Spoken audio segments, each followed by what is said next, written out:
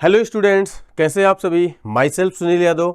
हम आपके सामने आए हुए हैं human eye and colourful word जो हमारा चैप्टर है उसका 30 मिनट का रैपिड रिवीजन। लगभग 30 मिनट से इस लेक्चर में हम लोग लेने वाले हैं। इसके पहले हमने इसको लगभग 1.5 आवर में 1 शॉट के अंदर इसको फिनिश किया था। तो इसको हम लोग जल्दी से एग्जाम ओरिएंटेड चीजें जो होती है उसको रिकॉल करने की कोशिश करते हैं। उम्मीद करता हूं कि आप पहले से इस चैप्टर को पढ़ करके रखे होंगे, जस्ट ये रिवीजन के पॉइंट ऑफ व्यू से। तो सबसे पहले जो ह्यूमन आई होती है उनके डिफरेंट पार्ट्स और उनके फंक्शन को समझते हैं, उसके बाद हम चीजों को आगे बढ़ाएंगे। तो ये बेटा ये ह्यूमन आई दिख रही है, इसमें सबसे पहले फ्रंट पे कौन सा पार्ट होता है ह्यूमन आई का? आइरिस। उसके बाद क्या होता है बेटा? कॉर्निया। कॉर्निया के बाद क्या होता है बोलो? कॉर्निया के बाद क्या होता है? प्यूपिल। प्यूपिल के बाद क्या होएगा? Eye lens. आई लेंस कहीं पे यहाँ पे है आई लेंस। और आई लेंस के अंदर क्या होते हैं? Rod sales and cone cells होती हैं। एंड देन आफ्टर जो है वो ऑप्टिक नर्व्स। तो ये सारे पार्ट होते हैं। इस डायग्राम में जल्दी जल्दी में अगर आपको दिखा दूं तो सबसे पहले आंखों के सबसे पहले जो ये लेयर तुम्हें दिख रही है, सबसे पहले जो दिख रही है, इसी को क्या बोलते हैं? कॉर्निया। कॉर्निया के बाद जो ये जो ब्लैक पोर्शन होता है, इसके अंदर बहुत ही सेंटर पे जाओगे तो जो छोटा सा एक प्यूपिल बोला जाता है, उसे ब्लैक साइज का दिखता है। और उसके बाहर जिससे आंखों का कलर डिसाइड होता है उसको क्या बोलते हैं अपने हम लोग? आइरिस बोलते हैं। ठीक है, आइरिस बोलते हैं। ये हो गया आई लेंस। और आई लेंस के बाद पीछे की तरफ ये क्या होगी बेटा? रेटिना होगी। और रेटिना में रॉड सेल्स और कोन सेल्स होती हैं। और यहां से ऑप्टिक नर्व्स होती हैं जो कनेक्ट होकर के पीछे जाती हैं। और ये सिलरी मसल्स होती हैं जो आई लेंस होता है उसके शेप को चेंज करने के लिए, फोकल लेंथ को चेंज करने के लिए। ठीक है, तो इनके डिफरेंट पार्ट्स को डिस्कस कर लीजिए। ये सब कुछ हम लोग डिटेल में डिस्कस कर चुके हैं। सबसे पहले कॉर्निया। कॉर्निया का रोल क्या होता है? कॉर्निया का रोल क्या होता है? अगर इन सब में अगर आप जाइए तो कॉर्निया की जो डेफिनेशन और रोल है दोनों आप समझ सकते हैं। कॉर्निया का बेटा रोल जो है वो ये पहला, bulges outwards and hence causes maximum refraction of light. Light जब आंखों पे गिरती है तो आंखों के किस हिस्से पे सबसे पहले टकराती है, देन आफ्टर आगे की तरफ लाइट जाती है। आंखों की जिस लेयर पे सबसे पहले टकराती है लाइट, उसी को क्या बोलते हैं? कॉर्निया बोलते हैं। सबसे फ्रंट वाला ये जो सेक्शन दिख रहा है, बल्जेस आउटवर्ड्स, बाहर की तरफ निकला हुआ, and hence causes maximum refraction of light. Maximum refraction of light जो होता है बेटा वो वहीं से होता है। मैक्सिमम रिफ्रैक्शन ऑफ लाइट वहीं से होता है, यानी लाइट जो होती है आंखों में फर्दर आगे की तरफ जब जाती है तो सबसे पहले कॉर्निया से ही टकरा करके आगे जाती है। देन आफ्टर हम लोग बात करेंगे आइरिस की। तो आइरिस क्या करता है? तो imports colour to the human eye. आंखों के कलर अलग अलग होते हैं सभी लोगों के, तो कलर किसकी वजह से होते हैं? आइरिस की वजह से होते हैं। ठीक है, आइरिस क्या है, कहां पे है आइरिस? देखो ये जो हमारे पास सेक्शन दिख रहा है, इसके सेंटर वाले रीजन को छोड़ दीजिए क्योंकि वहां पे पेपल होता है, बाकी उसके चारों तरफ क्या है? आइरिस ही है, जिससे आंखों का क्या डिसाइड होता है बेटा? कलर डिसाइड होता है। ठीक है, तो imports colour to the human eye and controls the amount of light that enters the eye. जो हमारा कॉर्निया था वहां से तो लाइट सारी की सारी पड़ी, बट उसके बाद कितना लाइट आगे की तरफ जाने वाली है ये कौन डिसाइड करता है? आइरिस। तो इसका दो रोल हो गया, कलर डिसाइड करना और अमाउंट ऑफ लाइट को फर्दर कंट्रोल करना। देन आफ्टर हम प्यूपिल की बात करेंगे। तो प्यूपिल क्या होता है बेटा?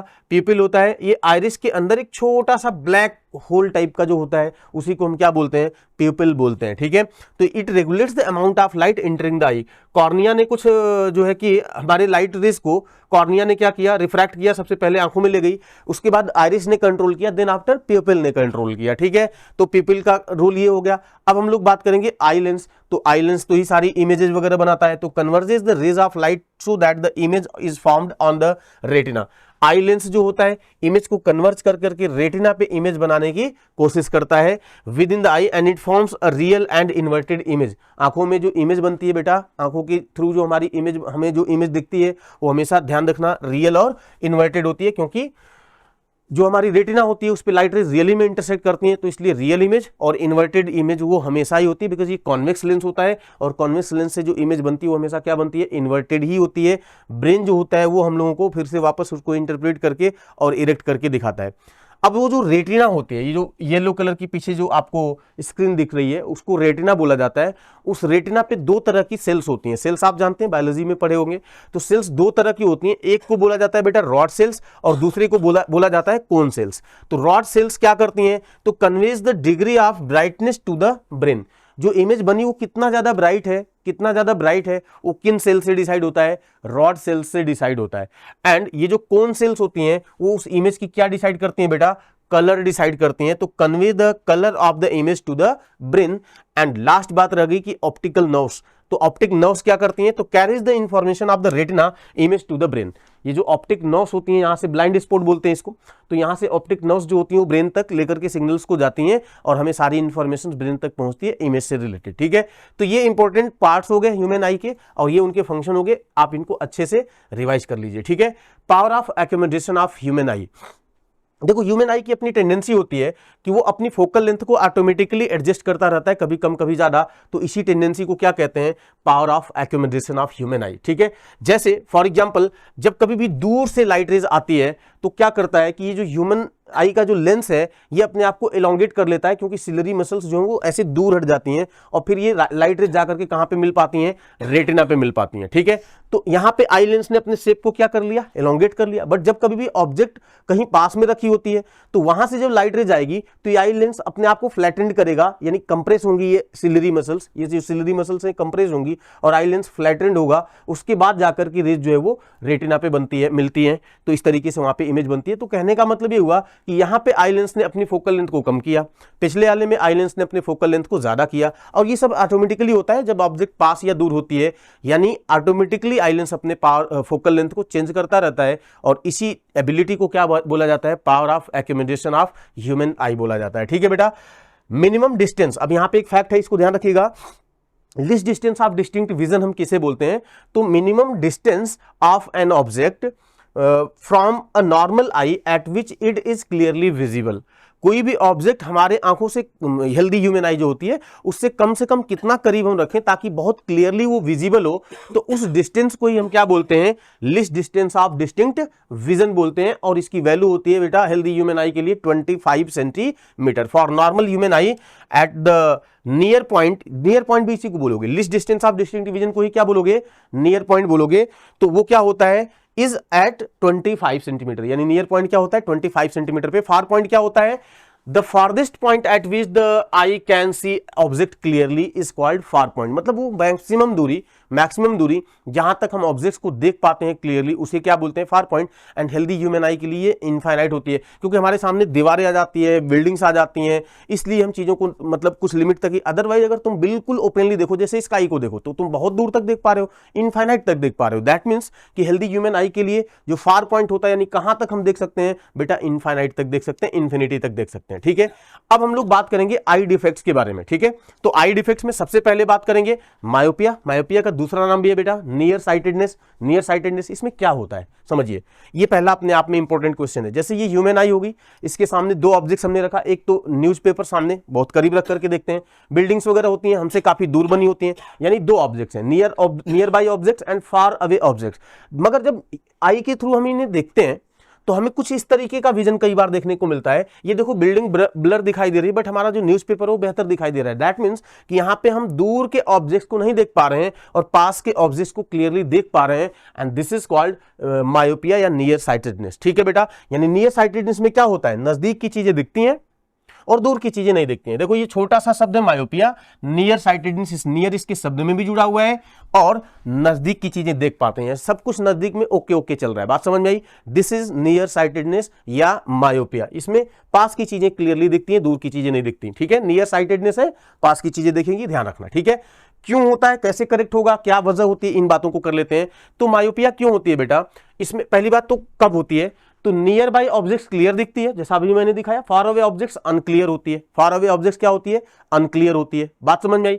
तो नियर पॉइंट जो होता है, अगर यानी कोई ऑब्जेक्ट नजदीक है तो आई लेंस से इमेज एग्जैक्टली रेटिना पे बन रही है, आप देख पा रहे हैं इन्वर्टेड इमेज बन पा रही है, यानी यहाँ पे near by objects clearly visible है। बट जब हम बात करते हैं कोई दूर के ऑब्जेक्ट्स की, तो उसमें क्या होता है, the light rays from a distant object, distant object का मतलब दूर की object, get converged at a point in front of the retina.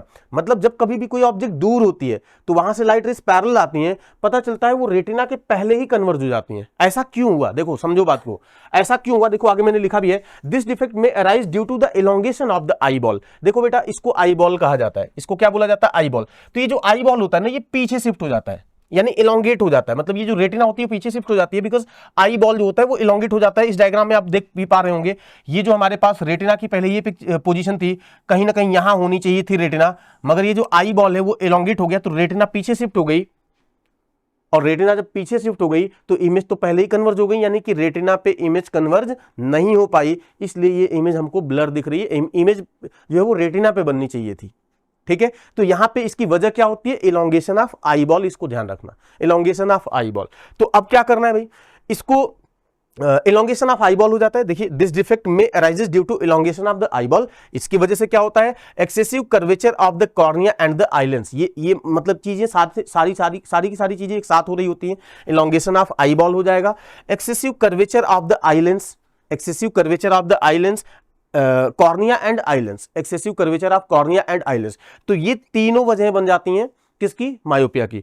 एक मोस्टली ये होता है elongation of the eye ball होता है, बट ये चीज भी हो सकती है, ठीक है, बात समझ में आई, ये चीज भी हो सकती है excessive curvature of the cornea and the eye lens. Excessive curvature of cornea का मतलब आप समझ पा रहे हैं, कॉर्निया हमने आपको पीछे बताया था, कॉर्निया हमने पीछे बताया था, अमाउंट ऑफ लाइट जो है वो यहीं से एंटर करती है। तो एक्सेसिव कर्वेचर यानी कि काफी ज्यादा कर्व हो गई, जैसे पहले ऐसे होनी चाहिए तो अभी वो ऐसे हो गई, आई लेंस के साथ भी ऐसे हुआ, तो लाइट रेज पहले ही जाकर के क्या हो गई, इंटरसेक्ट कर गई। लाइट रेज अगर पहले ही जाकर के इंटरसेक्ट कर गई तो यहां पे इमेज रेटिना पे फॉर्म नहीं हो पाई, ठीक है। अब इसको करेक्ट करना है तो आप क्या करेंगे, तो corrected using a concave lens. आप देखिए यहां पे सामने हमने कॉनकेव लेंस लगाया। कॉनकेव लेंस क्यों लगाया, क्योंकि लाइट रे जो पहले ही कन्वर्ज हो रही है इनको मेरे को थोड़ा सा ऊपर उठाना है, यानी हम लोग इसको क्या करेंगे, डाइवर्जिंग करेंगे, डाइवर्ज करेंगे। तो डाइवर्जिंग लेंस कौन सा होता है, कॉनकेव लेंस। तो वापस जाकर के रेटिना पे इमेज बनना शुरू हो जाएगी। तो इसलिए corrected using a concave lens of appropriate focal length, कितना ज्यादा डाइवर्ज कराना था उसके हिसाब से फोकल लेंथ का सिलेक्शन किया जाता है। और यहां पे power of the lens negative होगा, क्यों, क्योंकि ये जो कॉनकेव लेंस है इसकी फोकल लेंथ क्या होती है बेटा, नेगेटिव होती है, तो इसलिए पावर भी क्या होगी, नेगेटिव होगी। तो this is all about myopia. अब ऐसे ही हाइपरमेट्रोपिया के बारे में बात कर लेते हैं। हाइपरमेट्रोपिया में जस्ट उल्टा होने लगेगा सारी चीजें, आप देख सकते हैं यहां पे नजदीक की चीजें दिखाई नहीं दे रही हैं, पीछे की बिल्डिंग्स जो है वहां पे जो दूर है वो दिखाई दे रही है। क्यों हुआ ऐसा, तो यहां पे पहले तो ये एक कंपैरिजन कर लेते हैं जल्दी से, इसमें क्या होता है क्या नहीं होता है। तो फार अवे ऑब्जेक्ट्स क्लियर होती हैं, नियर बाई ऑब्जेक्ट्स अनक्लियर होती हैं, कुछ इस तरीके से। नियर बाई जो ऑब्जेक्ट्स होती हैं, अगर देखो यहां पे मतलब ये हेल्दी ह्यूमन आई है, नॉर्मल आई है, ठीक है। तो यहां पे नियर बाई ऑब्जेक्ट्स की इमेज कहां पे बन रही है बेटा, रेटिना पे बन रही है, सब कुछ बेहतर चल रहा है। बट जब हाइपरमेट्रोपिया हो जाती है उस समय क्या होता है, तो आई बॉल जो होता है वो थोड़ा सा अंदर की तरफ खिसक गया, यानी रेटिना पीछे की तरफ खिसक गई, बिकॉज आई बॉल जो होता है कॉन्ट्रैक्ट कर लिया अपने आप को। तो the light rays from a nearby object arriving at the eye lens get converge at a point behind the retina. Retina जो है आगे की तरफ शिफ्ट हो गई, रेटिना आगे की तरफ शिफ्ट हो गई, क्योंकि आई लेंस क्या, आई बॉल क्या हुआ, कॉन्ट्रैक्ट कर लिया अपने आप को, तो इमेज जो है वो पीछे बनने लगी, यानी रेटिना पे फिर से नहीं बनी। तो यहां पे जो है ये वजह बन जाती है, सबसे मेन वजह बन जाती है किसकी, हाइपरमेट्रोपिया की। और भी क्या हो सकता है, तो दिस डिफेक्ट में arises due to eyeball gets flattened या कॉन्ट्रैक्ट, इसको बोल सकते हो, and curvature of the cornea and the eye lens decreases. Curvature जो होता है कॉर्निया की या आई लेंस की वो क्या हो जाता है, डिक्रीज हो जाता है। कर्वेचर का मतलब है कि ऐसे है या और ऐसे है, तो कर्वेचर क्या होगा, जैसे ऐसे था अब ऐसे हो गया, तो कर्वेचर क्या हो गया, डिक्रीज हो गया, थोड़ा सा बड़ा हो गया, राइट। तो कर्वेचर डिक्रीज हो जाने की वजह से लाइट रेज और पीछे जाकर के मिलना शुरू कर जाएंगी। देखो भाई सिंपल सी बात है, लाइट रेज जो आई लेंस ने उसको कन्वर्ज किया रेटिना पे जाकर के, अब रेटिना पीछे खिसक अंदर आ गई तो भी समस्या है, और ये जो हमारा आई लेंस है इसने कन्वर्ज करना थोड़ा कम कर दिया तो भी समस्या है। तो यही मेनली वजह होती है किसकी, हाइपरमेट्रोपिया की। अब इसको अगर आपको करेक्ट करना है तो क्या करेंगे, corrected using a convex lens of appropriate focal length, क्योंकि हमें आई लेंस को फर्दर हमें लाइट रेज को फर्दर क्या करना है, कन्वर्ज करना है, ठीक है। रेटिना अपने आगे आ चुकी आ जाए, बट कोई बात नहीं, हम लोग यहाँ पे एक सेकेंडरी लेंस लगाएंगे जो कि कॉन्वेक्स इन नेचर होगा, और ये क्या करेगा कि रेज को वापस ले जाकर के थोड़ा सा कन्वर्ज करा देगा और वापस ले जाकर के रेटिना पे जो है वो मिला देगा।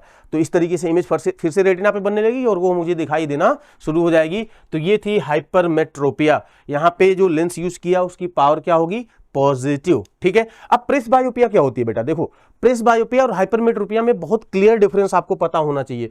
ओल्ड एज हाइपरमेट्रोपिया भी इसको बोलते हैं, प्रेसबायोपिया भी हाइपरमेट्रोपिया भी है, मेट्रोपिया ही है, बट इनमें डिफरेंस होता है एज के साथ और साथ में उनके वजह के साथ, कि मतलब हाइपरमेट्रोपिया तो दोनों ही है, बट ये जो प्रेसबायोपिया होती है इसकी वजह कुछ और होती है। पीछे अभी आपने नॉर्मल हाइपरमेट्रोपिया के बारे में क्या देखा, वो मतलब जैसे रेटिना जो है वो आगे की तरफ शिफ्ट हो गई क्योंकि जो हमारा आई बॉल था वो फ्लैटेंड हो गया, ठीक है, या फिर जो हमारा कॉर्निया है या आई लेंस है उसने क्या कर लिया, अपनी कर्वेचर को कम कर लिया। तो ये वजह थी किसकी, हाइपरमेट्रोपिया की। प्रेसबायोपिया में क्या होता है, ऐसा कुछ नहीं है। प्रेसबायोपिया में जो सिलरी मसल्स होती हैं बेटा, सिलरी मसल्स जो होती हैं वो वीक पड़ जाती हैं, उनकी जो स्ट्रेंथ होती है वो कम हो जाती है, जिसकी वजह से आई लेंस अपने आप को एडजस्ट नहीं कर पाता अकॉर्डिंगली, तुरंत अपने साइज को एडजस्ट नहीं कर पाता, और उसकी वजह से जो हाइपरमेट्रोपिया क्रिएट होती है, ये लॉन्ग एज में होगी, उसकी वजह से जो हाइपरमेट्रोपिया क्रिएट होती है उसी को क्या बोलते हैं, प्रेसबायोपिया बोलते हैं। ठीक है, तो फार अवे ऑब्जेक्ट सब कुछ वैसे ही होगा जैसे हाइपरमेट्रोपिया में हुआ था, वैसे ही यहां पे भी होगा, बट ओल्ड एज में ये होता है, पहली बात। और एक ये बात मेन लिखी हुई है कि इसकी वजह क्या होती है, तो muscles near the lens lose their ability to change the focal length. ठीक है, लेंस के आसपास की जो मसल्स होती हैं अपनी एबिलिटी को लूज कर देती हैं। ठीक है, जिसकी वजह से नियर पॉइंट जो 25 सेंटीमीटर होना चाहिए था वो शिफ्ट्स फर्दर फ्रॉम द आई, यानी वो क्या होता है, दूर शिफ्ट हो जाता है, यानी हाइपरमेट्रोपिया एक तरीके से हो जाती है। तो इसके करेक्शन के लिए कॉन्वेक्स लेंस ही यूज करेंगे, convex lens of suitable focal length.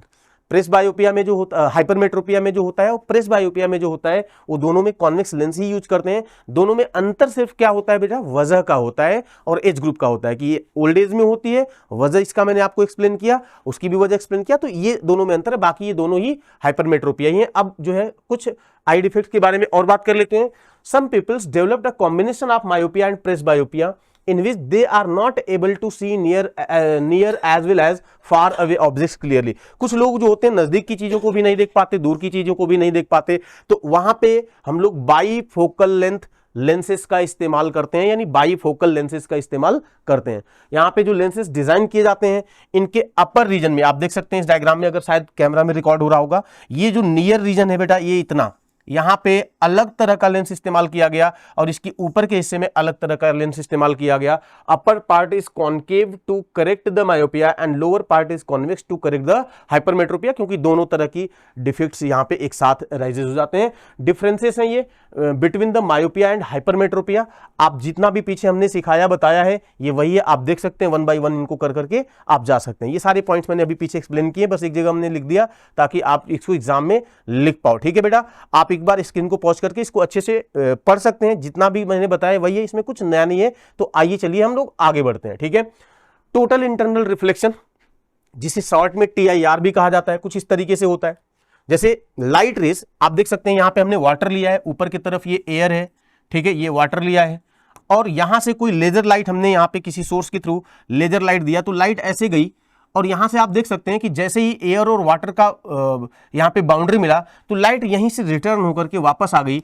जब ऐसा होता है कि लाइट अगले मीडियम में नहीं जा पाती, रिटर्न पहले ही मीडियम में आ जाती है, बेटा इसी को क्या बोलते हैं, TIR बोलते हैं, TIR बोलते हैं। ठीक है, TIR के कंडीशंस आपसे एग्जाम में पूछी जाती हैं। देखो ये नॉर्मल है, रिफ्रैक्शन है ये एक तरीके का, ये नॉर्मल है, तो ये हो गया तुम्हारा डेंसर मीडियम, और ये क्या हो गया, रेरर मीडियम। ये डेंसर मीडियम और ये रेरर मीडियम। तो ये बात ध्यान रखना है कि TIR तब होता है जब लाइट डेंसर से रेरर मीडियम में जाती है, एक लिमिट से जब ज्यादा इंसिडेंट एंगल कर दिया जाता है, यहां पे इंसिडेंट एंगल एक लिमिट से जब ज्यादा कर दिया जाता है, राइट, तो जिसे हम बेसिकली ये कहेंगे कि ये incident angle greater than critical angle कर दिया जाता है। ये हमने नॉर्मल जब आपको पिछला चैप्टर पढ़ाया था तो उसमें बताया था, क्रिटिकल एंगल के बारे में चर्चा करी होगी। क्रिटिकल एंगल वो इंसिडेंट एंगल होता है जिसपे लाइट रे ग्रेजिंग रे बनाते हुए जाती है। ठीक है, लाइट रे ग्रेजिंग रे बनाते हुए जाती है। क्रिटिकल एंगल का फार्मूला भी आपको बताया गया था, sin c बराबर 1/μ in case of rarer medium to be air. तो जब क्रिटिकल एंगल से ज्यादा इंसिडेंट एंगल कर देते हो तो लाइट रे पहले ही मीडियम में वापस आ जाती है, और इसी को क्या बोलते हैं, TIR, टोटल इंटरनल रिफ्लेक्शन बोला जाता है। राइट, अब इसके कुछ यूसेज होते हैं वो हमको देख लेना है। Ray of light getting reflected from the surface of water. अब कंडीशंस ऑफ TIR, दो कंडीशंस होती है, light ray should travels from denser medium to rarer medium and incident angle must be greater than critical angle. ठीक है बेटा, ये TIR। अब applications of TIR के क्या एप्लीकेशंस हैं, formation of mirage in deserts, ये हमने बहुत डिटेल में आपको डिजर्ट्स के बारे में वन शॉट में भी कराया था, और उसके पहले जो हमारे जो लेक्चर्स हैं बहुत ही डिटेल्ड लेक्चर्स हैं, जो कि लगभग 14 to 16 अलग अलग वीडियोस बनाई गई हैं उसकी, तो आप उनमें जाओगे तो बहुत ही डिटेल में सारा कुछ मिलेगा, सारे फार्मूले वगैरह डिराइव करके मिलेंगे। बाकी यहाँ पे जस्ट हम लोग रैपिड रिवीजन ही कर रहे हैं, तो इसमें हम बहुत डिटेल में नहीं जाने वाले, चीज़ों को सिर्फ और सिर्फ आपको बताने रहे ताकि चीज़ें बस एक बार रिफ्रेश हो जाए। तो formation of mirage in deserts कुछ इस तरीके से होता है। ये रियल ट्री जो है वो इन्वर्टेड दिखाई दे रहा है बिकॉज ऑफ TIR, लाइट रे ऐसे आई और इधर चली गई, तो ये है formation of mirage. Optical fibre cable, ये ऑप्टिकल फाइबर केबल जो होती हैं ये भी टोटल इंटरनल रिफ्लेक्शन के कॉन्सेप्ट पे चलती हैं, क्योंकि इसमें लाइट जो होती है वो अंदर ही अंदर टोटल इंटरनल रिफ्लेक्शन करती रहती है। स्पार्कलिंग ऑफ डायमंड, हीरा जो होता है बहुत ज्यादा चमकता है क्योंकि लाइट रे आती हैं उसके अंदर ही अंदर TIR करते हुए एक ही तरफ से निकलती हैं, इसलिए ये क्या होता है, मैं फिर से बता रहा हूं ये सारे लेक्चर्स बहुत डिटेल में किए गए हैं, मैं यहाँ पे जस्ट बहुत ज्यादा डिटेल में जाऊंगा, वीडियो फिर से वापस बहुत लंबी बन जाएगी, इसलिए बहुत ज्यादा डिटेल में नहीं जा रहे हैं, जस्ट आपको रिकॉल कर रहे हैं।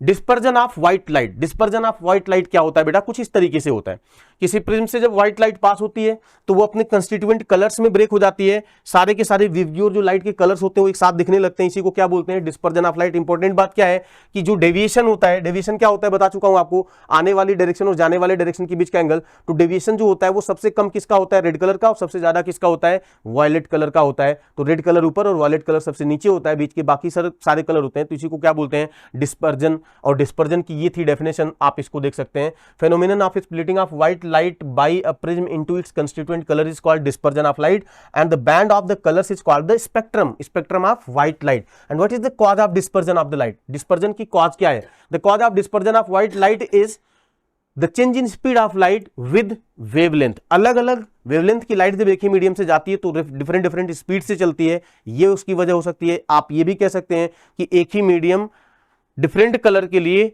कलर ऑफ लाइट के लिए डिफरेंट रिफ्रैक्टिव इंडेक्स ऑफर करता है, तो ये सारा डिस्पर्जन की वजह होती है। अब रिकॉम्बिनेशन ऑफ व्हाइट लाइट क्या होता है, दो प्रिज्म, आइडेंटिकल प्रिज्म इन्वर्टेड करके लगा दीजिए, तो व्हाइट लाइट आई, इसने इसको कलर में ब्रेक किया, मगर वापस उसने उन कलर को क्या कर दिया, कंबाइंड कर दिया, and this is called recombination of white light. इसमें दो लेंस प्रिज्म्स का हमको इस्तेमाल करना पड़ता है। Applications of dispersion of light बेटा सबने देखा होगा, रेनबो का फॉर्मेशन होते हुए, आफ्टर रेन जो स्काई में कुछ 7 कलर्स के बैंड नजर आते हैं कुछ इस तरीके से, इसी को क्या बोलते हैं, हम लोग रेनबो बोलते हैं, and it is because of dispersion of light, ये डिस्पर्जन की वजह से होता है। अब रिफ्रैक्शन जो हमने लाइट के पढ़े थे उनके कुछ एप्लीकेशंस देख लेते हैं, और सबसे पहले ट्विंकलिंग ऑफ स्टार्स, स्टार्स जो होते हैं वो ट्विंकल करते हैं, जैसे एक स्टार यहाँ थोड़ी देर बाद लगेगा, यहाँ फिर यहाँ फिर यहाँ, तो ये twinkling of star due to atmospheric refraction होता है। ये मैं आपको बहुत डिटेल में ऑलरेडी पढ़ा चुका हूँ, जस्ट रिवाइज करा रहा हूँ ताकि ये चीजें आपको याद रह जाए बस, ठीक है। Applications of refraction of lights में एडवांस सनराइज, सन निकलने से 2 मिनट पहले ही दिखाई देने लगता है, हॉरिजॉन से अभी नीचे है फिर भी वो हमको दिखाई देने लगा, due to atmospheric refraction. Light यहाँ से चली, रिफ्लेक्ट होकर के ऑब्जर्वर की आंखों पे चली गई और उसे लग रहा है कि सन यहाँ पे, जबकि अभी भी वो हॉरिजॉन से नीचे की तरफ है, ठीक है। उसके बाद डिलेड सनसेट, ठीक है, डिलेड सनसेट कुछ होता है इस तरीके से, सन जो होता है हॉरिजॉन से नीचे जा चुका होता है फिर भी हमें 2 मिनट देर तक दिखाई देता है, it is also because of atmospheric refraction. अब बात करते हैं स्कैटरिंग ऑफ व्हाइट लाइट क्या होती है, तो scattering is the process of absorption and then re emission of the light energy, ठीक है। छोटे छोटे पार्टिकल्स पे जब लाइट गिरती है ना, छोटे छोटे पार्टिकल्स पे जब लाइट गिरती है, चाहे वो सन की लाइट हो, तो वो पार्टिकल्स उस लाइट को एब्जॉर्ब कर लेते हैं, देन आफ्टर चारों तरफ इमिट करना शुरू करते हैं, और उसी को कहा जाता है स्कैटरिंग ऑफ लाइट। यानी लाइट आई तो थी किसी एक डायरेक्शन से, मगर अब जाएगी हर डायरेक्शन में, स्कैटरिंग ऑफ लाइट कुछ इस तरीके से। ये सोर्स ऑफ लाइट है, छोटे छोटे ये पार्टिकल्स दिखाए गए हैं एटमॉस्फेयर के अंदर, लाइट उन पे पड़ी और उसके बाद लाइट चारों ही डायरेक्शन में जाना शुरू हो जाती है, इसी को कहा जाता है स्कैटरिंग ऑफ लाइट। अब बेटा देखो क्या होता है स्कैटरिंग में, एक बात ध्यान रखना कि जो हमारे विवग्योर थे, विवग्योर कलर जो होता है व्हाइट लाइट का, विवग्योर में आप जैसे जैसे इस तरफ जाते हो, यानी लैम्डा बढ़ती चली जाती है, लैम्डा मतलब वेवलेंथ, लैम्डा जब बढ़ती चली जाती है, हाई वेवलेंथ जो होती हैं, हाई वेवलेंथ जो होती हैं उनकी स्कैटरिंग कम होती है, लो वेवलेंथ के लाइट की स्कैटरिंग ज्यादा होती है। यानी कि कम स्कैटरिंग किसकी होगी, रेड कलर की, और ज्यादा स्कैटरिंग किसकी होगी, वायलेट कलर की, अगर इन सातों कलर में हम लोग डिफरेंशिएट करें तो, ठीक है। स्कैटरिंग के कुछ एप्लीकेशन से एग्जाम में पूछा जाएगा, ये इंपॉर्टेंट है, इनको देख लीजिए। सबसे पहले black colour of the sky in the space, sky जो होता है वो ब्लैक कलर का होता है जब आप स्पेस से जाकर के देखोगे, क्योंकि वहां पे कोई एटमॉस्फेयर नहीं है, कोई पार्टिकल्स नहीं है, तो स्कैटरिंग नहीं होती है, और स्कैटरिंग नहीं होती है तो स्काई का अपना कोई कलर नहीं है, यानी सन की लाइट सीधा सीधा पास कर गई, तो इसलिए वो हमको ब्लैक कलर का नजर आता है कुछ इस तरीके से, अगर जो हम लोग स्पेस से जाकर के देखेंगे तो, ठीक है। उसके बाद जो है हम लोग बात करें traffic signals are of red colour, ये जो ट्रैफिक के सिग्नल्स होते हैं बेटा वो रेड कलर के ही क्यों बनाए जाते हैं, वो इसीलिए क्योंकि रेड कलर कम स्कैटर्ड होती है, तो वो दूर से भी आसानी से दिख जाएगी, अदरवाइज वो स्कैटर्ड होकर के हो सकता है कि ना दिखती, ठीक है। नेक्स्ट है white colour of the cloud, जब आप क्लाउड्स को देखते हो तो उनका कलर कुछ इस तरीके से देखने को मिलता है, क्यों, because of scattering of the, क्योंकि क्लाउड जो होते हैं वहां पे हमारे पास बहुत सारे छोटे छोटे पार्टिकल्स होते हैं, वाटर ड्रॉपलेट्स होते हैं, एटमॉस्फेयर के पार्टिकल्स होते हैं, तो वहां पे स्कैटर्ड हो जाती है सन की लाइट और इस तरीके से कलर्स दिखने लगते हैं कि इनके क्लाउड्स के, स्काई का कोई कलर हमें नहीं दिख रहा था क्योंकि वो वहां पे स्कैटरिंग नहीं हो रही थी। ठीक है बेटा, तो ये कुछ लास्ट की जो है चीजें, एप्लीकेशन जो हमने बस नाम आपको बताए हैं, बाकी डिटेल आप जो है कि उनको ऑलरेडी जानते होंगे, क्योंकि मैं मान के चल रहा हूं कि आप लेक्चर्स देख चुके होंगे पहले से ही और पढ़ चुके होंगे, तो आप इनके थ्रू बस रिवीजन के लिए जा सकते हैं। मिलते हैं नेक्स्ट वीडियोज में। Thank you very much.